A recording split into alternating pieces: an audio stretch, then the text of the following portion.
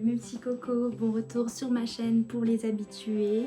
Quant aux nouveaux petits rats bibliothèque qui nous rejoignent, bienvenue.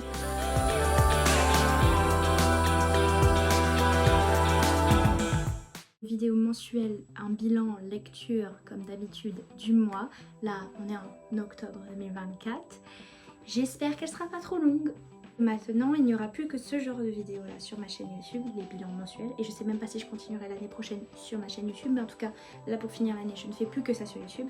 Le reste c'est sur Instagram, aussi bien des posts, des stories que des réels que je vais faire à propos de mes autres vidéos sur la chaîne, que jusque là je mettais sur la chaîne, mais je me rends compte qu'avec le montage c'est trop long, donc je me force à faire un contenu très court et comme ça le montage est rapide, vous avez accès aux informations que je veux vous donner le plus rapidement possible.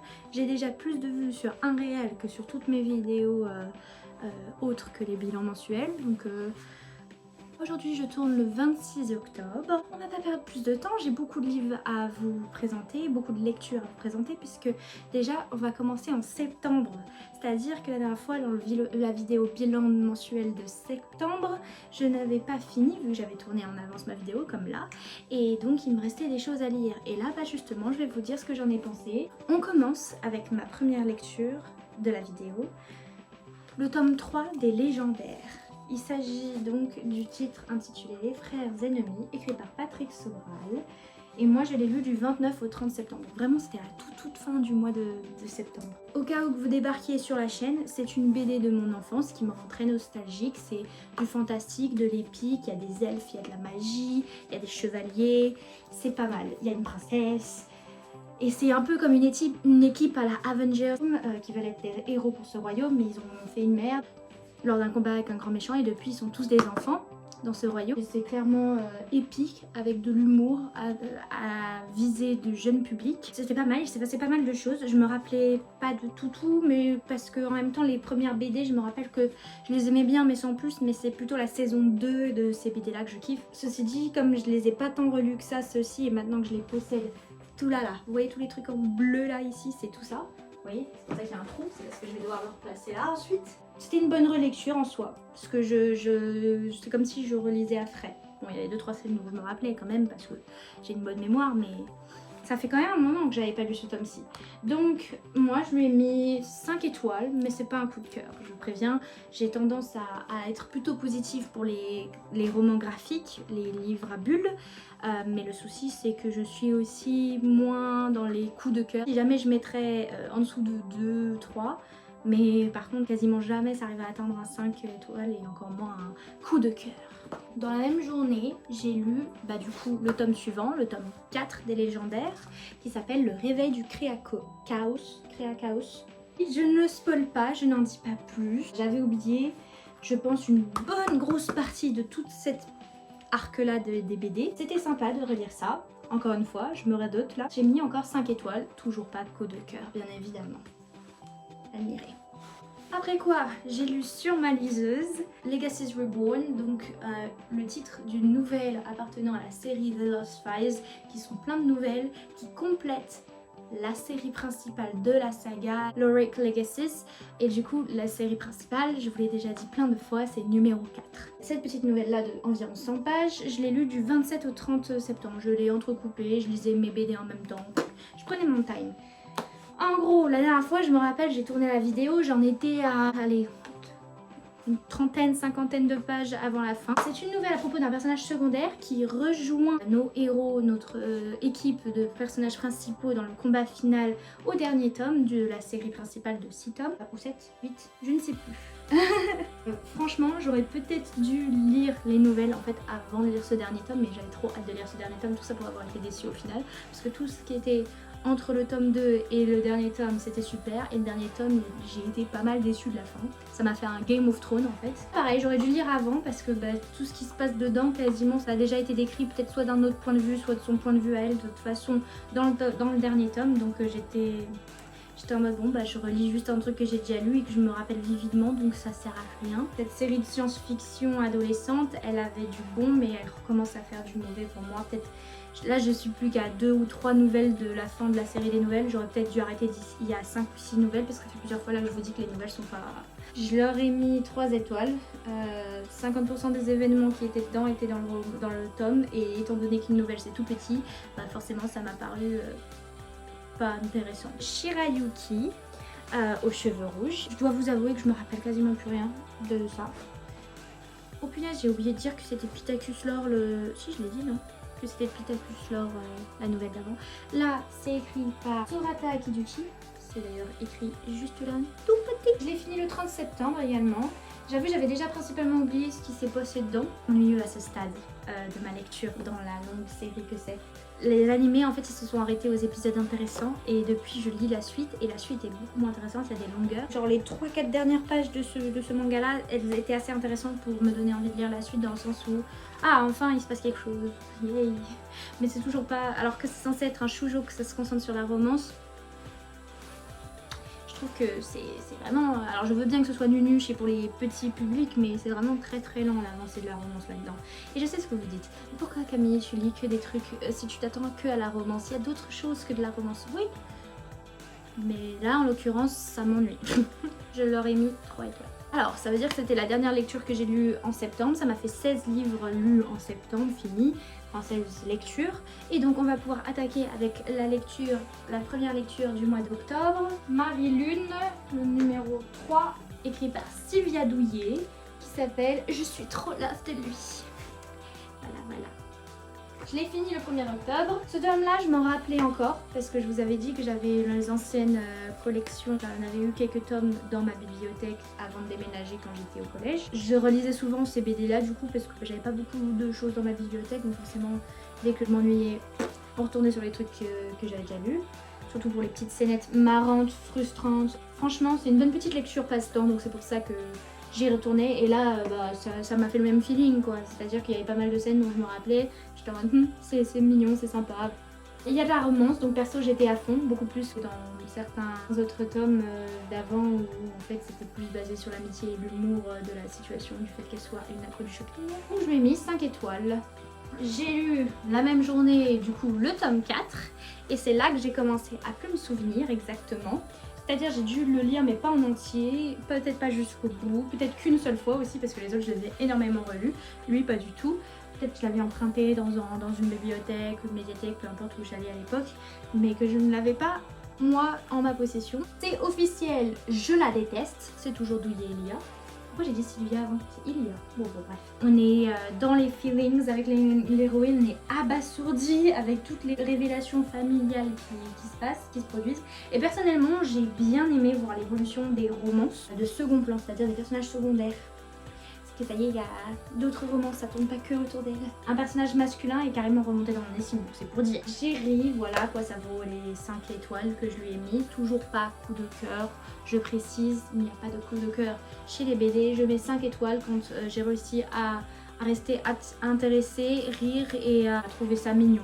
Qu'est-ce que j'ai lu après ça? Du 30 septembre au 5 octobre, Princess Diaries, donc c'est les journaux d'une princesse. Vous savez, c'est cet homme-ci là. Je sais pas si on le voit. Et pourquoi je me déshabille là?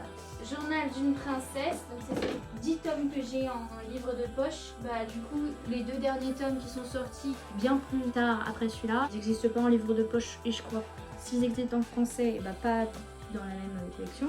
Donc je les lis sur la liseuse. De toute façon, j'ai pas envie de les avoir en papier, ça me va très bien de m'arrêter aux 10 tomes que j'ai là.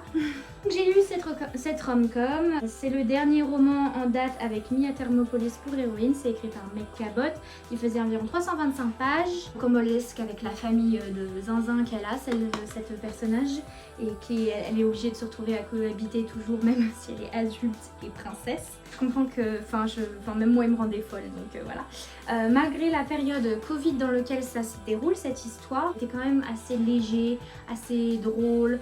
Ça a réussi à distraire du côté dramatique de la situation. Mais j'ai quand même eu des frustrations parce qu'on a tous eu pendant cette période des personnes qui ont été débiles et qui ont mal fait les choses par rapport au Covid et au respect des autres. Notre héroïne, elle est du coup bien plus vieille maintenant, elle est presque aussi mature que toutes les mamans, les jeunes mamans de la vraie vie, mais je dis bien presque parce que ça reste Mia qui est quand même assez comique. Elle est en plus responsable de son pays en tant que princesse régente, comme c'est la crise sanitaire. Et heureusement que c'est de la fiction, ça se voit qu'il y a eu des aspects fiction dans le sens où comment elle a géré ça, comment son pays qui n'existe pas de toute façon, et aussi la solution qui a été trouvée à la fin, puisque ça n'a pas du tout été celle de la vraie vie, de vrai monde qui s'est produite, parce que je pense que l'auteur elle a écrit ce livre là avant que le Covid soit pas, vu que c'est pas terminé, on va pas dire terminé, mais soit beaucoup plus reprise en main, je suppose. Un livre sur une bonne représentation de la santé mentale d'une anxieuse malchanceuse. Donc moi je lui ai mis 4 étoiles, j'ai trouvé ça marrant, mais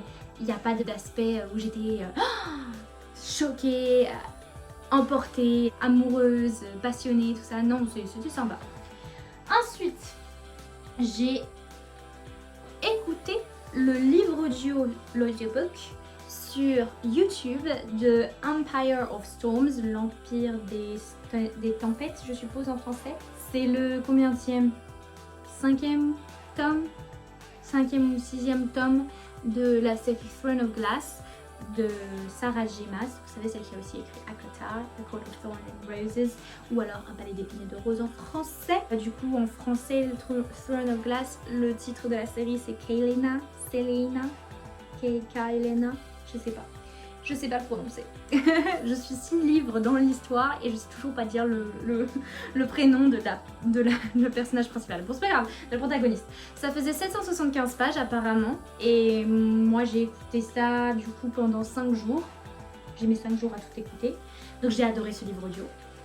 Une pépite. Ça avait un petit goût de gratuit en plus donc on rejette pas. On avance dans les histoires avec tous nos personnages et eux-mêmes ils sont en train de tous se relier, de se rencontrer, d'avoir des échanges et c'est plutôt c'est trop bien. En plus même niveau plot, niveau péripéties et histoire, il se passe des choses et on va devoir affronter le grand méchant. Enfin, on se prépare pour la grosse guerre, on cherche des alliés, on découvre des ennemis, on retrouve des personnes qu'on n'a pas vues depuis voilà des pages. Bref, il y a la bagarre, il y a de l'amour, il y a un tout petit peu d'humour si on aime bien la personnalité des personnages et du plot twist. Il y avait du plot twist, ça c'est sûr. J'étais à fond. Encore une fois, j'adore et je veux la suite tout de suite, mais bon, je prends mon temps parce que sinon je risque peut-être d'être dégoûtée si j'enchaîne trop les grosses lectures comme ça. Donc c'est de la romantique comme j'aime et je lui ai mis 5 étoiles et c'est sûrement mon coup de cœur du coup du mois. Donc après quoi, j'ai écouté l'audiobook en ligne Once Upon a Broken Heart. Il était une fois un cœur brisé, je suppose. Et donc c'est écrit par Stephanie Garber. C'est le premier tome de la trilogie qui suit celle de Caraval. Caraval que vous rappelez que j'ai beaucoup aimé. Ce tome-ci il fait apparemment 415 pages mais moi je l'ai écouté du coup en 3 jours. Je l'ai fini le 13 octobre. C'est encore un livre audio gratuit sur YouTube que j'ai pu saigner. J'avoue que pour l'instant je n'arrive pas à comprendre en quoi c'est censé être meilleur que Caraval. Caraval avait des romances plus sympatoches, moi je trouve. Là, c'est l'aspect romance pour moi qui manque un peu. C'est-à-dire, je suis pas satisfaite et je suis pas convaincue que l'un des personnages est amoureux de l'autre. D'ailleurs, les deux. Je trouve que c'est trop subtil encore pour moi. Je peux comprendre qu'on puisse les shipper, mais je ne trouve pas que là, pour l'instant, ils sont ensemble, amoureux. Ils représentent l'amour avec un grand A. J'ai quand même bien aimé. C'est encore, on découvre un peu plus de ce monde bien particulier, bien original, encore des retournements de cerveau pour ma part qui... Je suis toujours pas sûre d'avoir tout compris d'ailleurs. C'est plein de surprises. On est un peu comme l'héroïne, on se laisse porter par tout ça et on essaie de trouver, mais faut même pas essayer en fait parce que... c'est pour ça que j'ai mis 4 étoiles, c'était bien. J'ai hésité presque à faire 3 étoiles et demie, mais non ça va, c'était bien. Peut-être parce qu'on me l'a tellement bien vendu, j'ai été un peu déçue, voilà. Ensuite j'ai écouté sur Audible Children of Fallen Gods et d'ailleurs il était gratuit pour moi sur Audible. Apparemment 635 pages en papier. J'avais, je suis bête, j'avais téléchargé parce qu'elle était libre sur Kindle abonnement et je l'ai pas du tout lu sur ma liseuse en même temps, je faisais que l'écouter en audiobook. bon, 1 ou 2 jours où j'avais eu la flemme de l'écouter. En fait, c'est pour ça que je dis ça, c'est que j'avais complètement oublié qu'elle était sur ma liseuse. C'est que du coup, comme j'avais pas envie non plus de passer ma journée à ne rien écouter et rien lire, je me suis mise à relire en même temps de Ali Hazelwood, Love on the Brain. Ah, on va le mettre à l'endroit, c'est mieux. Donc cette belle édition, c'était la première fois que je la lisais. Elle a pas craqué ni rien. Bah, vous allez me dire c'est normal pour un hardback, mais je confesse, Love Hypothesis, le jour même où je l'ai eu en cadeau, je l'ai ouvert et ça a fait ça. Et j'étais là. Et pourtant j'ai juste fait ça. Hein. Mais ça a... Donc là, quand j'ai commencé à lire celui-là, j'ai fait tout doucement. Alors j'avoue que je l'ai pas lu genre attentivement. J'ai lu surtout principalement les passages qui m'intéressaient beaucoup. Le reste, je le survolais, je passais les pages assez rapidement en relisant vite fait comme ça. De deux, c'était mon préféré. Et en le relisant là, c'est toujours un très bon livre. Mais ça m'a fait réaliser à quel point les événements se passaient vite. Ou alors moi je l'ai lu super vite puisque j'ai mis 2 jours à le lire en fait. Bah, ceci dit, la première fois je l'avais lu en 1 jour. Il y a quand même quelque chose dans la lecture d'Ali Hazelwood. Mais on n'est pas là pour Ali Hazelwood. Là c'était juste pour vous dire que en gros, il m'est arrivé de décrocher du livre de Carissa Brent, c'est-à-dire Children of Fallen Gods, la suite de... C'est le 2e tome de la trilogie The War of Hearts, Daughter of No Words. Et je vous en avais parlé du coup je pense en septembre. Bon, alors là, quand même, j'ai été un peu perdue dans certains chapitres. On changeait le point de vue pour suivre l'histoire. Déjà le tome précédent ça a principalement suivi celui de notre héroïne Tisana et que vers la fin il y a eu quelques points de vue de son, on va dire, potentiel love interest, je vais pas vous spoiler, Max Antarius, donc Max. Et là il y a eu une 3e personne, Ava, et j'étais là avec tout tu sors. Déjà c'était même pas la même histoire, c'était ailleurs, c'était elle est d'une autre espèce, c'est une fée. Donc je savais même pas que dans cette trilogie là il y avait encore des fées comme dans Akotar, comme dans Throne of Glass, comme dans Le Prince Cruel. Bah du coup là il y avait des fées, donc j'étais là, d'accord. Mais ils n'étaient pas reliés et du coup j'étais là, pourquoi on saute l'un sur l'autre. Et donc ça m'a un peu, au départ ça m'a un peu fait trop brutal pour moi, donc c'est pour ça que je me suis mise à lire ma petite romance pour être tranquille. Et ensuite quand j'ai repris mon audiobook, cette romance-ci elle avait déjà des combats, de la magie, des héros torturés, mais surtout un plot twist qui était pas mal. Mais là vers la fin je me suis dit, ici en fait on a ça parce que ça, je me suis fait ma propre hypothèse et j'étais pas loin. J'étais vraiment pas loin parce que là quand il y a eu le gros plot twist et la connexion qui s'est faite entre les 2 histoires, j'étais en mode oh, j'avais pas imaginé autant, mais j'étais dans cette direction là, donc je suis peut-être une future écrivaine en devenir, non je rigole. Mais en tout cas c'est bien parce que c'était pas non plus trop prévisible, mais en même temps ça m'a fait réaliser l'intérêt de suivre les 2 histoires quand même. J'ai surkiffé. Après coup sur le moment j'étais en mode ok, et j'inhibais les infos et je réagissais pas plus que ça, et quand j'ai fini le livre j'étais en mode ok. Alors que maintenant le temps que j'y repense, franchement c'était fou ce livre. C'était pas mal du tout. Donc les manipulations, les secrets, les trahisons, les sacrifices, tout ça, je comprends pas qu'on n'en parle pas plus d'ailleurs de cette trilogie là. Pourquoi est-ce que personne n'en parle dans le booktube français? Ça n'a pas été mentionné dans le booktube anglophone, parce que le booktube anglophone de cette autrice-là, il conseille la trilogie suivante, que je vais lire une fois que j'aurai fini celle-ci. Et ils disent vite fait que celle-ci c'est la même autrice, mais ils parlent jamais vraiment de ce que c'est que ce livre-là. Et franchement, je recommande. Donc oui, 5 étoiles, et c'est mon 2e coup de cœur du coup. Jusqu'au 21 octobre, Un automne pour te pardonner de Morgane Moncomble. Donc Morgane Moncomble, autrice française, assez jeune, sûrement plus jeune que moi ou mon âge. Et c'est pour ça que ça me fout les boules, parce que moi aussi je voulais être écrivaine, mais bon, voilà. On va pas s'éloigner aussi du sujet qui est son livre à elle. Donc on va pas être jalouse. Je l'ai écouté sur Audible. C'était en français, du coup c'est très rare que j'écoute un livre audio en français. J'ai écouté vitesse 2,5 dans le sens où pour moi les narrateurs sur les audiobooks et sur Audible, les gars, vous lisez pour des maternelles, vous lisez tout lentement je trouve. Et c'est même pas une question de je veux me précipiter pour lire le plus de livres possible, c'est vraiment juste moi, genre pour mon attention j'ai besoin que... Moi quand je lis c'est pas tout doucement comme ça, hein. En tout cas on le voit vu à la vitesse à laquelle je finis mes livres et le fait que j'en ai autant à raconter à chaque bilan de mensuel. Donc j'adore tout ce que j'ai lu de cette autrice et ça n'a pas échappé à la règle ce tome-ci. C'était très bien. C'était par contre étrange, ceci dit, parce que j'ai attendu d'être à la bonne période pour le lire, parce que y a dans le titre automne, j'ai attendu d'être en automne et que ça fasse aussi un peu automne, le temps dehors, genre un peu grisaille, avec des feuilles par terre.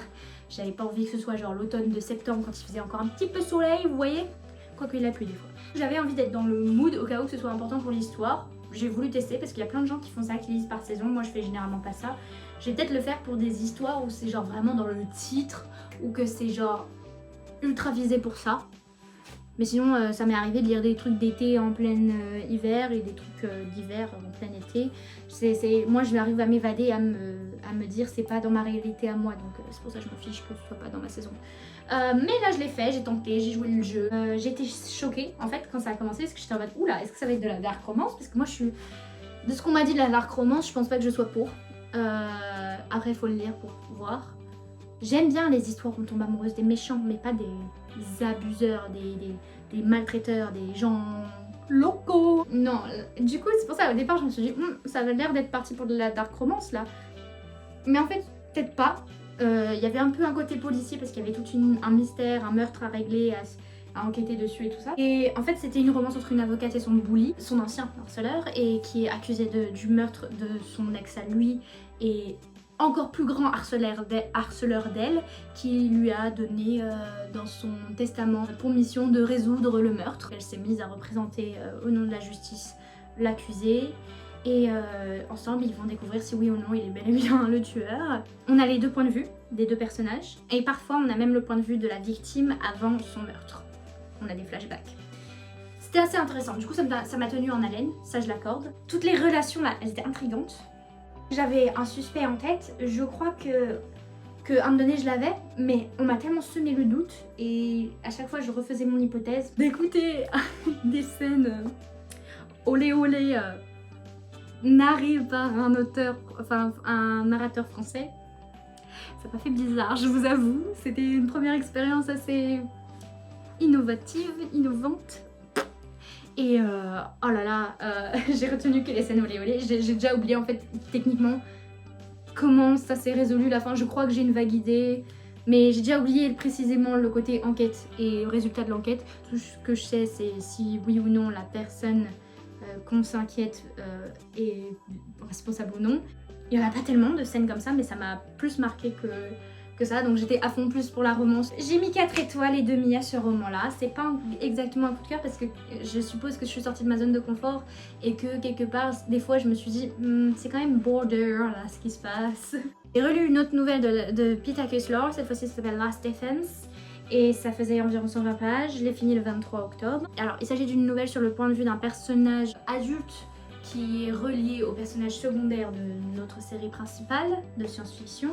Et lui il n'est pas impliqué dans les combats finaux de l'avant-dernier tome, mais il se retrouve à devoir superviser et négocier avec le président des États-Unis, pas du tout le vrai de l'époque, c'est un fictif, et pour essayer de contrer les grands méchants aliens qui viennent envahir la terre et là nous réduire en esclavage nous les petits humains.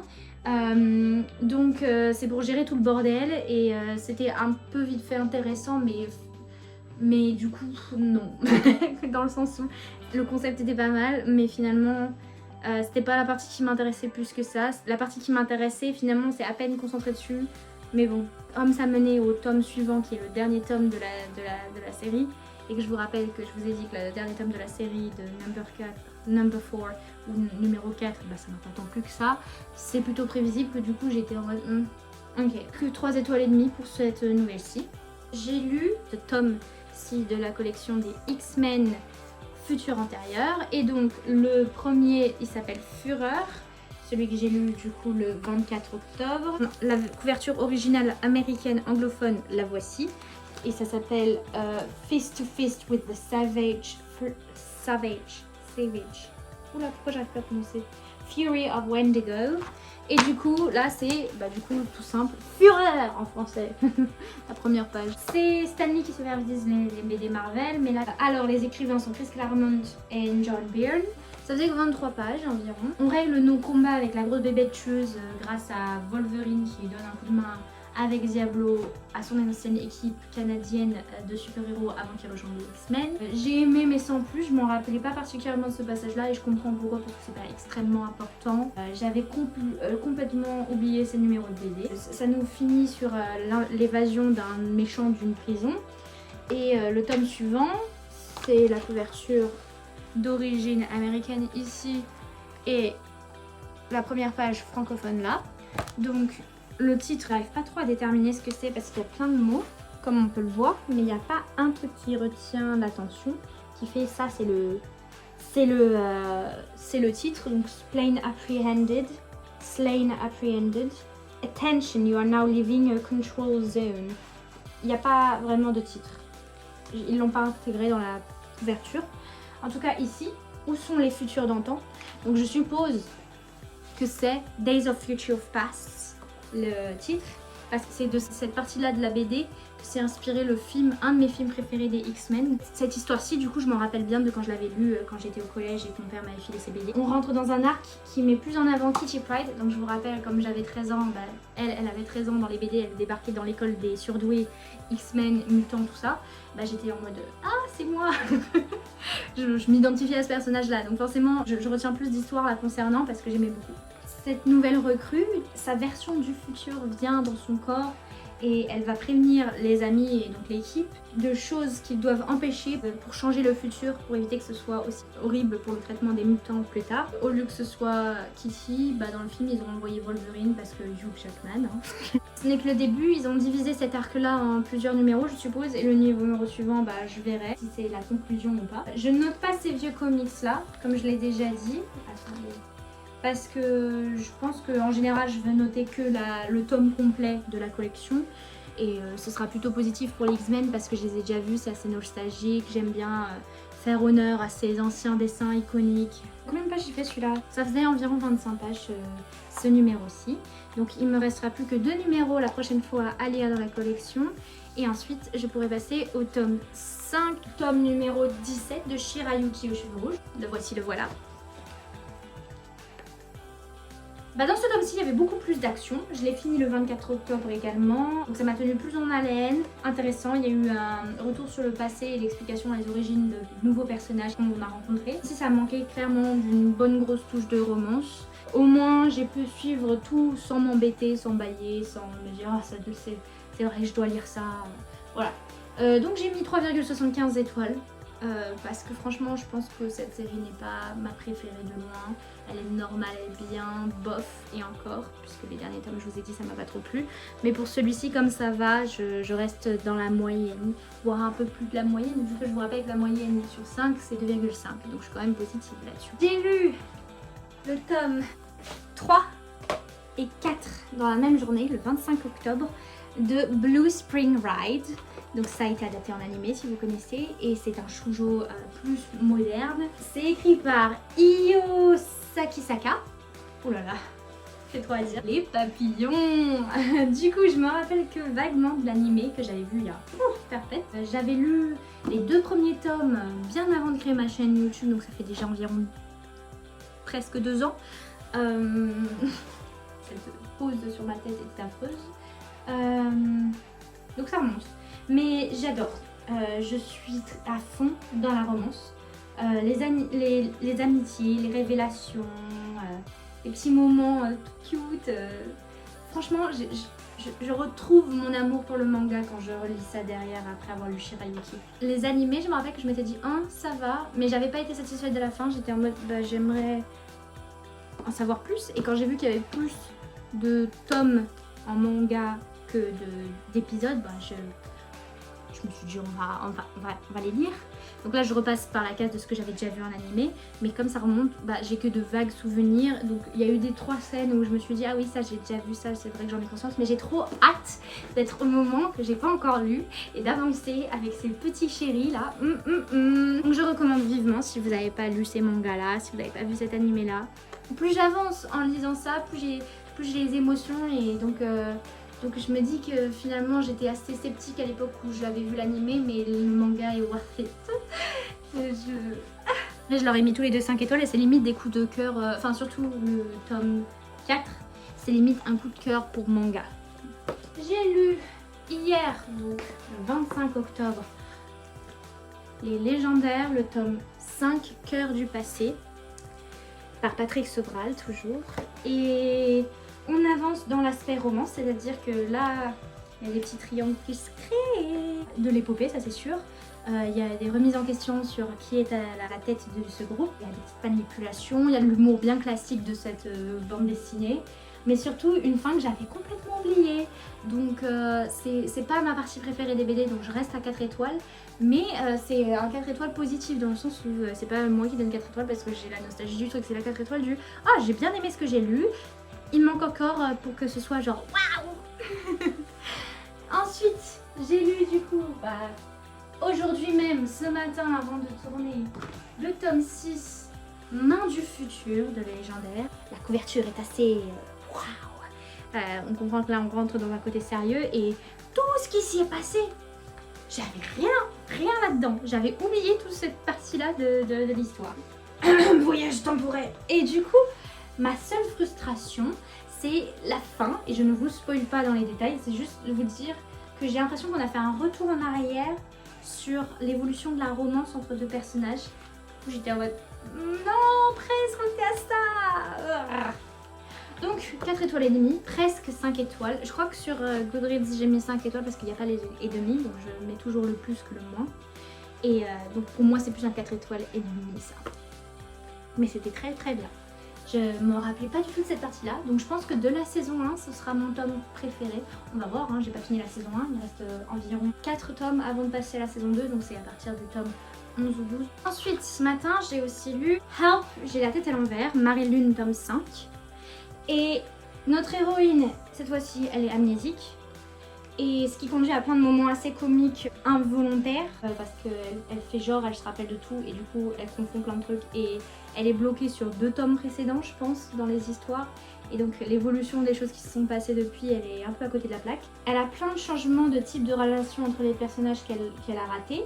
Et j'ai bien aimé les dramas familiaux là, dedans.